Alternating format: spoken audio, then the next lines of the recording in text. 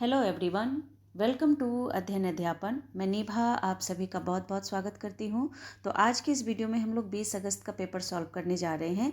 इससे पहले मैंने सीडीपी और ईवीएस के वीडियो ऑलरेडी अपलोड कर दिए हैं। साथ ही हम लोग धीरे धीरे सारे ही क्वेश्चन को सॉल्व करेंगे।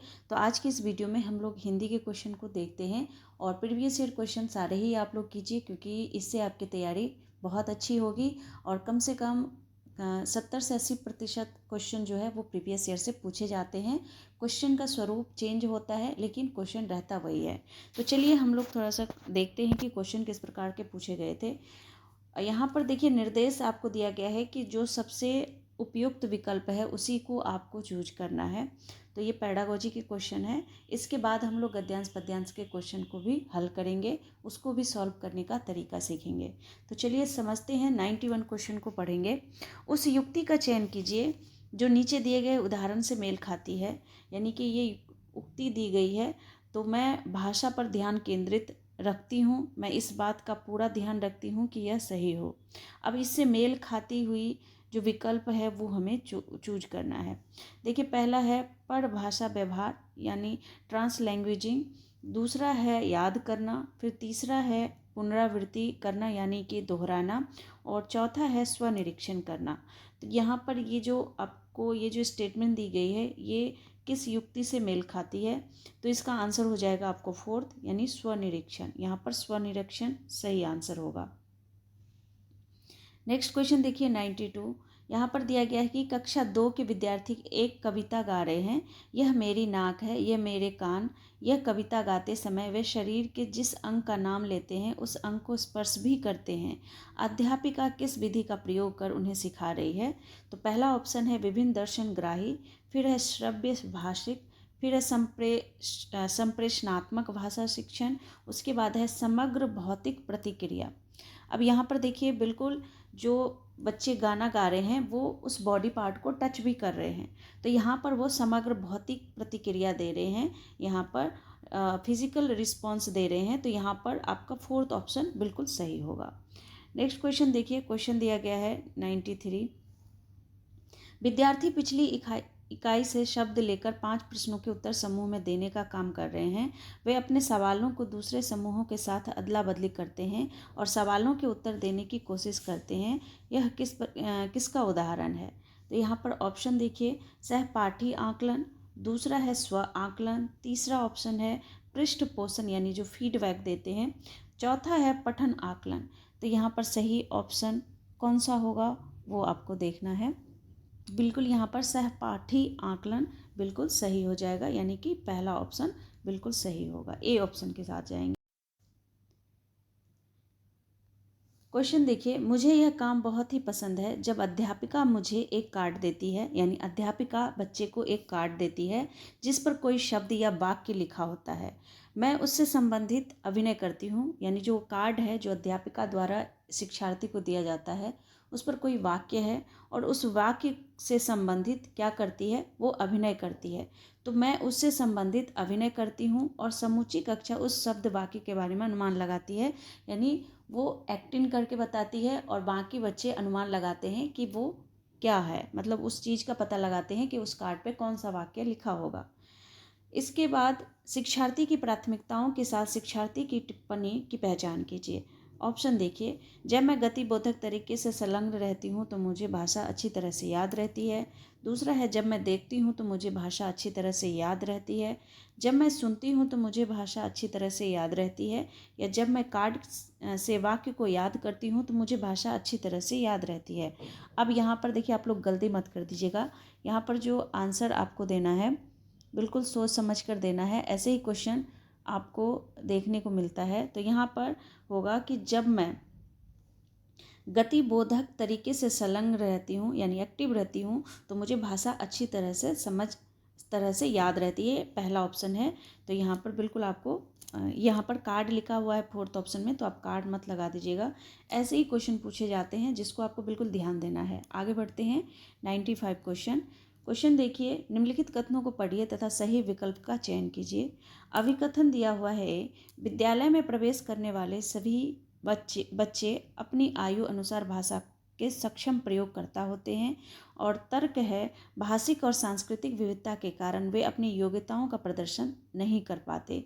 तो अब आपको बताना है कि कौन सा ऑप्शन इसमें सही है। पहला ऑप्शन देखिए दिया है ए गलत है परंतु आर सही है। दूसरा है ए आर दोनों सही है तथा आर ए की सही व्याख्या करता है। ए और आर दोनों सही है परंतु आर ए की सही व्याख्या नहीं है।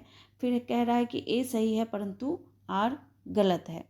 यहाँ पर ए सही है परंतु आर गलत है। यहाँ पर बिल्कुल ये आपका पहला ही कौन सा सही हो जाएगा, फोर्थ हो जाएगा। ए सही है परंतु आर गलत है। ए तो बिल्कुल सही कर रहा है और यहाँ पर ये कह रहे हैं अपनी योग्यताओं का प्रदर्शन नहीं कर पाते। तो जो सांस्कृतिक विविधता होती है वो एक रिसोर्सेज के रूप में कार्य करती है, वो एक संसाधन है, वो महत्वपूर्ण है। तो यहाँ पर जो वो कह रहे हैं कि अपनी योग्यता का प्रदर्शन नहीं करते, तो ये बिल्कुल गलत हो जाएगा। तो इसीलिए ए सही है परंतु आर जो स्टेटमेंट दे रहा है वो गलत दे रहा है, कारण जो है वो गलत है। इसके बाद हम 96 क्वेश्चन की तरफ बढ़ते हैं।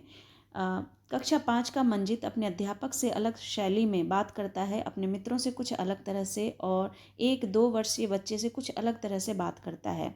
इसका तात्पर्य यह हुआ कि मंजित जानता है कि सामाजिक स्थितियों में भाषा का प्रयोग किस तरह से करना है। भाषा के इस गुण को किस रूप में जाना जाता है? पहला है वाकगत, फिर है प्रकृतिवादी, फिर है अर्थगत और फिर चौथा है उपयोगितावादी। बिल्कुल यहाँ पर कौन सा आंसर बिल्कुल सही हो जाएगा? यहाँ पर ऑप्शन हो जाएगा आपका कौन सा? बिल्कुल उपयोगितावादी, फोर्थ ऑप्शन बिल्कुल सही हो जाएगा। फोर्थ ऑप्शन के साथ जाएंगे। आगे बढ़ते हैं। नेक्स्ट है एक माँ ने इस बात की ओर ध्यान दिया कि उसकी बच्ची कभी कभी ऐसे शब्द बोल जाती है जो न तो उसने कभी किसी वयस्क से सुने हैं और न ही अपने भाई बहनों से सुने हैं।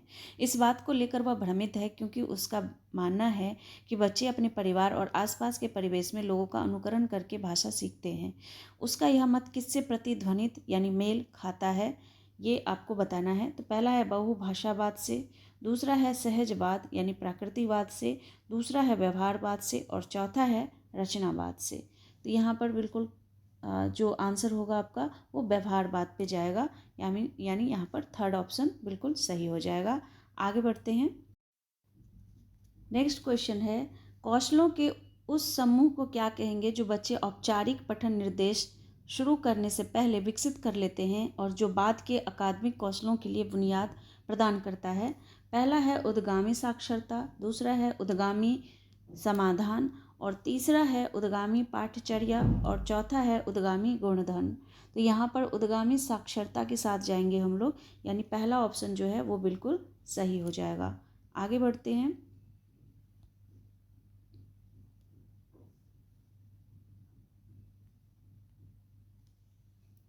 नेक्स्ट क्वेश्चन है 99। एक दादी या नानी अपने घर में छोटे बच्चों को पुस्तकों से कहानियाँ पढ़कर सुनाना पसंद करती है। इस तरह से वह उन पुस्तकों व नए विचारों से परिचित करवाती है और बच्चे भी इस प्रक्रिया में सक्रिय रूप से संलग्न रहते हैं। इस तकनीक को किस रूप में जाना जाता है? तो पहला है सस्वर पठन, दूसरा है मॉडल पठन, तीसरा है साझा पठन और चौथा है संभाषित पठन। तो इसमें से कौन सा आंसर होगा? बिल्कुल यहाँ पर संभाषित पठन जो है वो बिल्कुल सही होगा। फोर्थ ऑप्शन के साथ हम लोग जाएंगे। नेक्स्ट देखिए, पठन सिखाने का वह उपागम जिसमें मूल तत्वों जैसे वर्णों और स्वनिम से शुरू किया जाता है और जिसमें बच्चों को यह सिखाया जाता है कि समग्र रूप से पठन सीखने से पहले स्वनिम को शब्दों से मिलाया जाता है, इस उपागम को क्या कहते हैं?